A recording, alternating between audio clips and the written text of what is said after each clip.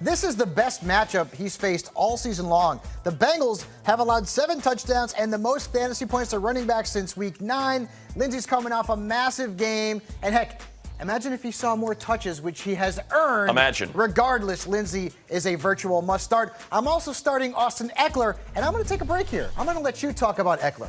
Well, I guess the key is that he has regularly been doing that, catching passes out of the backfield. So especially if you're in a PPR, know he is a big part of Phillip Rivers' passing game. He uses his backs a lot when it comes to throwing the football, so he'll do it between the tackles. He's the strongest guy pound for pound on the team, so expect him to get those carries and a lot of that, which is why he's probably RB2, maybe even borderline RB1. Yeah, without Melvin Gordon, he's probably very close to being an RB1. In my sleeper this week, I guess he's still a sleeper. Maybe he's not, but regardless, Gus Edwards, who we gave you as a sleeper last week, rushed for over 100 yards. He's dominating the backfield carries there in the Ravens offense. He's averaged 20 touches per game, 62% of the snaps. Atlanta's defense, well, let's just say you can run on them. So Gus Edwards, he's not going to get you any catches, but he is going to give you potentially right around 100 yards rushing and maybe a touchdown this week. All right, from the good to the bad, how about the sits? I just can't trust Jordan Howard. And Nope. It's not even about the matchup here because the matchup's not bad. But Howard hasn't been able to get it done